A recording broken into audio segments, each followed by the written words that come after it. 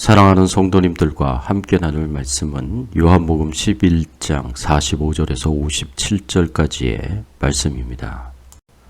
마리아에게 와서 예수께서 하신 일을 본 많은 유대인이 그를 믿었으나 그 중에 어떤 자는 바리새인들에게 가서 예수께서 하신 일을 알리니라. 이에 대제사장들과 바리새인들이 공회를 모으고 이르되 이 사람이 많은 표적을 행하니 우리가 어떻게 하겠느냐. 만일 그를 이대로 두면 모든 사람이 그를 믿을 것이요 그리고 로마인들이 와서 우리 땅과 민족을 빼앗아 가리라 하니 그 중에 한 사람 그 해에 대제사장인 가야바가 그들에게 말하되 너희가 아무것도 알지 못하는도다. 한 사람이 백성을 위하여 죽어서 온 민족이 망하지 않게 되는 것이 너희에게 유익한 줄을 생각하지 아니하는도다 하였으니 이 말은 스스로 함이 아니요 그 해의 대제사장이심으로 예수께서 그 민족을 위하시고 또 그 민족만 위할 뿐 아니라 흩어진 하나님의 자녀를 모아 하나가 되게 하기 위하여 죽으실 것을 미리 말함이러라. 이날부터는 그들이 예수를 죽이려고 모의하니라. 그러므로 예수께서 다시 유대인 가운데 드러나게 다니지 아니하시고 거기를 떠나 빈들 가까운 곳인 에브라임이라는 동네에 가서 제자들과 함께 거기 머무시니라.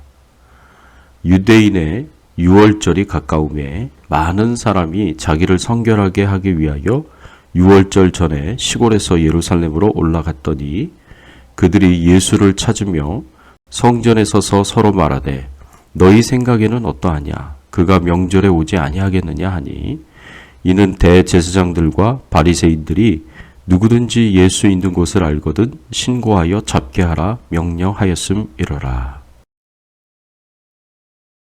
본문의 말씀을 통해서 우리가 생각해 봐야 할 주제는 불신자들의 특징이 무엇인가입니다. 요한복음에서 예수님께서는 자신이 메시아이시고 하나님의 아들이심을 드러내고 밝히 알려주시고자 7가지의 표적을 행하십니다.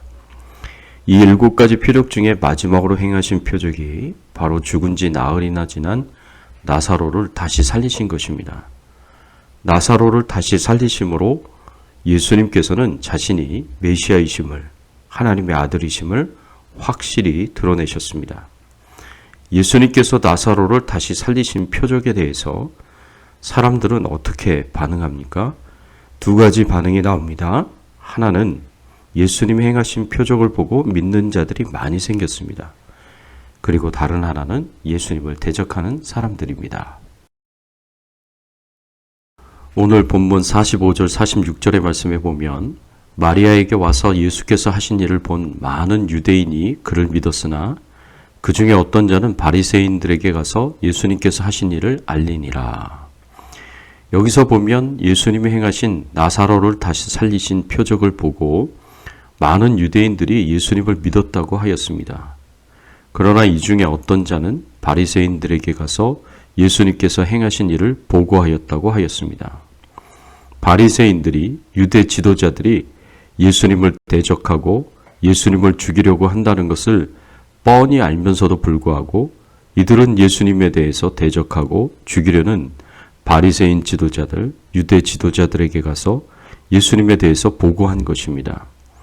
이것은 예수님을 믿고 예수님 편에 서서 예수님을 위하여 행동하는 것이 아니라 예수님을 대적하고 죽이려는 사람들 편에 서서 예수님을 대적하는 행동입니다. 그래서 예수님께서 이렇게 말씀하십니다. 마태복음 12장 30절의 말씀에 보면 나와 함께 아니하는 자는 나를 반대하는 자요 나와 함께 모으지 아니하는 자는 해치는 자니라. 예수님과 함께하지 아니하는 자는 예수님을 반대하는 자라고 하였습니다. 예수님께서 모으시는 것을 해치는 자라고 하였습니다.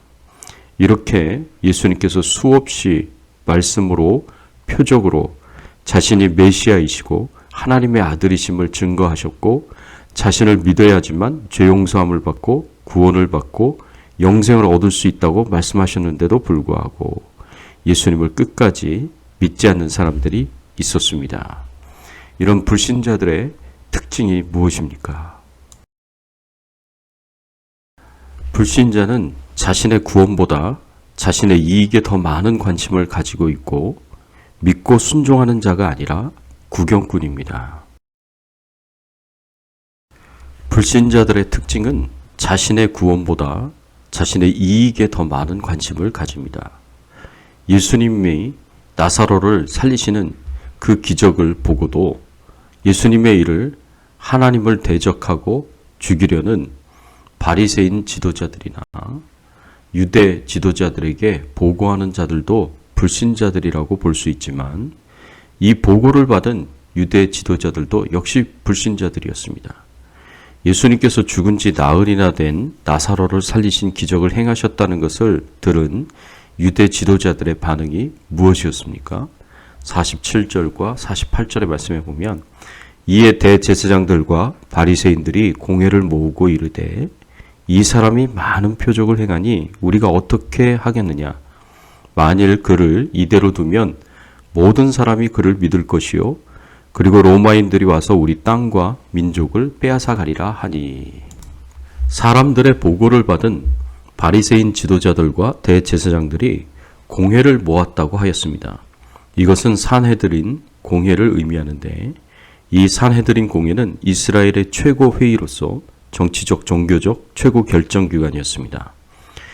이곳에서 예수님에 대해서 본격적으로 논의를 합니다.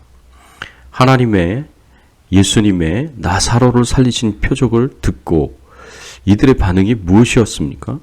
예수님을 메시아로 인정하고 하나님의 아들로 믿고 받아들였습니까? 아닙니다. 놀랍게도 이들은 예수님이 메시아이시고 하나님의 아들이신 것에 대해서 아무런 관심이 없습니다. 이들의 관심은 오로지 자신들의 기득권에 있었습니다. 자신들의 이익에만 관심을 가지고 있었습니다. 예수님에 대한 소식을 듣고 이들이 두려워하고 염려한 것이 무엇인지 알 수 있습니다. 그것은 48절에 말씀하고 있듯이 이대로 두면 모든 사람이 예수님을 믿게 될 것이고 그리고 예수님께서 이스라엘의 정치적인 왕이 되시면 결국 로마에서 군대를 파견하여서 반란을 진압하게 될 것입니다. 그 과정에서 나라를 점령하고 그동안 자신들이 누려왔던 정치적인, 경제적인, 종교적인 기득권을 다 빼앗기게 될 것이라는 것입니다. 바리새인 지도자들, 사두개인들, 대제사장의 무리들로 구성된 이 산헤드린 공회에서 나눈 이야기는 놀랍게도 자신들의 기득권을 지키고 자신들의 이익을 지키는 것에만 있었습니다. 그때 대제사장으로 있었던 가야바가 결정적인 이야기를 합니다. 본문 49절 50절의 말씀에 보면 그 중에 한 사람 그의 대제사장인 가야바가 그들에게 말하되 너희가 아무것도 알지 못하도다. 한 사람이 백성을 위하여 죽어서 온 민족이 망하지 않게 되는 것이 너희에게 유익한 줄을 생각하지 아니하는도다 하였으니. 그때 대제사장이었던 가야바가 이들의 본심을 정확하게 드러내는 말을 합니다. 한 사람이 백성을 위하여 죽어서 온 민족이 망하지 않게 되는 것이 유익하다라는 말이었습니다. 즉 이 말은 직접적으로 말하면 예수님을 죽여서 자신들의 기득권과 이익이 빼앗기지 않게 해야 한다는 말입니다. 예수님을 십자가에 못 박아 죽이려는 이 본격적인 음모가 이렇게 진행이 되었습니다. 예수님의 말씀과 표적으로 말미암아 그 영향력이 커져서 많은 사람들이 예수님을 믿고 따르자 산헤드린 공회의 유대 지도자들은 이로 인해 로마의 군대가 개입하게 되고 나라를 군대가 점령하게 되면 자신들의 기득권과 이익이 빼앗기게 될 것을 걱정하고 두려워하였습니다. 그래서 이들은 예수님이 메시아이시고 하나님의 아들이시라는 사실에는 전혀 관심이 없었고 그저 자신의 기득권과 이익에만 관심을 가지고 있었습니다. 이것이 불신자들의 특징입니다. 그러나 아이러니한 것은 대제사장 가야바가 자신의 이익을 위하여 예수님을 죽여서 백성들과 민족이 망하지 않게 되어야 한다는 이 말은 결국 하나님의 뜻을 따라 이루어지게 될 예수님의 십자가의 대속의 죽음을 표현한 말이었습니다.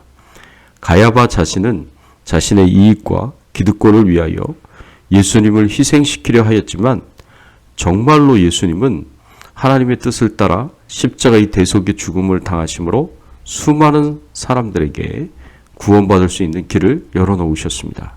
가야바는 자신도 모르게 하나님의 뜻과 계획을 말하게 된 것입니다. 그래서 51절, 52절의 말씀에 보면 이렇게 말씀하고 있습니다. 이 말은 스스로 함이 아니요 그 해의 대제사장이므로 예수께서 그 민족을 위하시고 또 그 민족만 위할 뿐 아니라 흩어진 하나님의 자녀를 모아 하나가 되게 하시기 위하여 죽으실 것을 미리 말함이라라. 자신의 이익을 위하여 예수님을 죽이려 했던 가야바가 예수님의 십자가의 대속의 죽음을 말한 것이 되었습니다.